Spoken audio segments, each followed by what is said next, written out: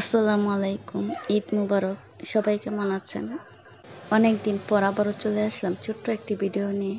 আসলে পার্লারে অনেক কাজের চাপের জন্য আর কোনো ভিডিও দেওয়া হয়নি। কাজের চাপের জন্য ভিডিও করা, এডিটিং করা এগুলো আর হয়ে ওঠেনি, তাই আর দেওয়াও হয়নি। চলুন তাহলে আর কথা না বাড়িয়ে চলে যাই আমাদের ভিডিওতে। তো আপুটাকে আমি একটা ফেসিয়াল স্পা ট্রিটমেন্টই দিচ্ছি।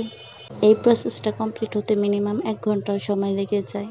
তো প্রথমেই আমি মুখটা ভালোভাবে ক্লিন করে নিয়েছি। নেওয়ার পরে এখন একটা প্যাক অ্যাপ্লাই করে দিচ্ছি। এই প্যাকটা 10 থেকে 15 মিনিটের মতো রাখতে হবে। আপুটার স্কিনে সান টানটা বেশি ছিল। এই প্যাকগুলো সাধারণত সানটান দূর করে ইনস্ট্যান্টলি একটি ফর্সা ভাব লুক নিয়ে আসে। প্যাকটা দেওয়ার পর আমি ফেসের চারপাশটা ভালোভাবে মুছে নিলাম। অনেক সময় দেখা যায় প্যাকগুলো অ্যাপ্লাই করার পরে বেবি হেয়ারগুলো চলে আসে, কিংবা যে জায়গাগুলোতে প্যাকটা লাগানো হয় সেখানে একটা লাইন পড়ে যায়। এই লাইনটা যেন না বোঝা যায়, সেজন্য প্যাকগুলো আমি একটু পর পর মুছে দিই। প্যাকটা দেওয়ার পর আমি চোখেও আই মাস্ক দিয়ে দিয়েছিলাম, কারণ এই প্যাকটা চোখের উপরে দেওয়া যাবে না, কারণ আমাদের চোখের চারপাশটা অনেক সেন্সিটিভ থাকে। তো প্যাকটা আমি 10 থেকে 15 মিনিট রাখার পর প্যাকটা এখন তুলে নিচ্ছি। এই প্যাকটা অ্যাপ্লাইয়ের পর দেখা যায় যাদের মুখে অ্যালার্জি রয়েছে তাদের মুখে একটু চুলকানির একটা ভাব আসতে পারে, কিংবা অনেক সময় লালচে একটা ভাব আসতে পারে। আপুর স্কিনে এই ধরনের কোনো সমস্যা ছিল না, তাই এরকম কোনো কিছুই হয়নি। তো আমি প্যাকটা উঠানোর পরে আমি এখন ব্ল্যাক হেডসগুলি রিমুভ করে নিব। ফেসিয়াল প্যাকটা অ্যাপ্লাইয়ের পরে এটা নরম হয়ে থাকে, এই জন্য অল্প চাপে কিংবা অল্প প্রেশারে উঠে আসে। যদিও এখানে চাপের প্রয়োজন নেই, কারণ মেশিনগুলো ভ্যাকুয়ামের মতো কাজ করে, এই জন্য ব্যথাও পাওয়া যায় না তেমন।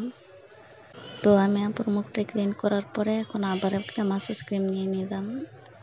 মাসাজ ক্রিমটাকে পুরো মুখে সেট করে নিলাম, কারণ এখানে আমি টুলস ব্যবহার করব। এই ফেসিয়াল ম্যাসাজারসগুলো ব্যবহারের ফলে মুখটা ডিপ ক্লিন হয়।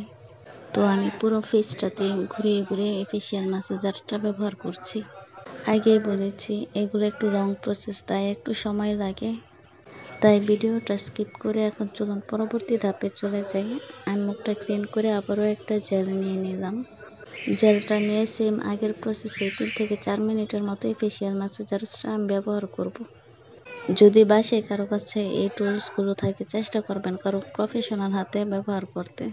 নিজে নিজে করতে গেলে আসলে প্রপারভাবে এগুলো হয় না, আর এক্সপার্ট ছাড়াও প্রপার ওয়েতে এগুলো কাজ করতে পারবে না। সেক্ষেত্রে আপনার স্কিন দেখা যাবে ঝুলে গিয়েছে, নয়তো বিভিন্ন ধরনের সমস্যার মুখোমুখি হতে হবে।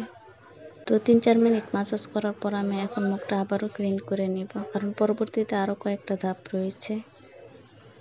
তো এবার আমি একটা স্ক্রাব নিয়ে নিয়েছি, কারণ জেল আর ম্যাসাজ ক্রিম সেটা দিয়ে আগে ম্যাসাজ করা হয়েছে, স্ক্রাবিং করা বাকি ছিল, তাই আমি স্ক্রাবটা নিয়ে আবারও ফেসিয়াল ম্যাসাজার দিয়ে ভালোভাবে চারপাশে ঘুরিয়ে ঘুরিয়ে ম্যাসাজটা করে নিচ্ছি। স্ক্রাবিংয়ের সময় আমি ফেসিয়াল টুলসটা কম ব্যবহার করেছি, কারণ স্ক্রাবারে দানা দানা থাকায় এটা মুখের জন্য ক্ষতিকারক হতে পারে।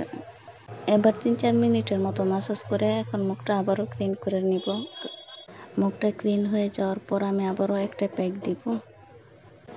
এই প্যাকটা মানে এই মাস্কটা যখন আমরা মুখে অ্যাপ্লাই করব তখন পুরো চোখে মুখে দেওয়া যাবে, এক্ষেত্রে কোনো সমস্যা নেই। তাই আমি এই মাস্কটা মূলত চোখের উপরেও দিয়ে দিয়েছি। খেয়াল করে দেখবেন আমি প্রথম যখন প্যাকটা ব্যবহার করি তখন কিন্তু চোখের চারপাশে দিইনি। এই মাস্কটা আমাদের শুকিয়ে যাওয়া পর্যন্ত অপেক্ষা করতে হবে, শুকিয়ে গেলে আবার মুখটা ভালোভাবে ক্লিন করে নিচ্ছি। মাস্কটা উঠানোর সময় খেয়াল করে দেখবেন মুখটাতে কতটা গ্লো আসছে। আগের ফেস লুকটার সাথে এখনকার ফেস লুকের কতটা ডিফারেন্ট হয়েছে। আমি কিন্তু শুরুতেই বলেছিলাম এই ফেসিয়ালটাতে ইনস্ট্যান্টলি ফর্সা ভাব চলে আসে। যাদের গায়ের রং একটু ডার্ক তারা কিন্তু চাইলে এই ফেসিয়ালটা নিতে পারেন। প্যাকটা উঠানোর পর আমি আবার একটু ব্রোন স্টিকটা ব্যবহার করে নিচ্ছি, কারণ অনেক সময় দেখা যায় ছোট ছোট ব্ল্যাক হেডসগুলো আমাদের নাকে থেকে যায়, যা মেশিনের সাহায্যে উঠে আসে না। সবশেষে আমি একটু টোনার দিয়ে দিলাম। এতক্ষণ সাথে থাকার জন্য সবাইকে অনেক অনেক ধন্যবাদ।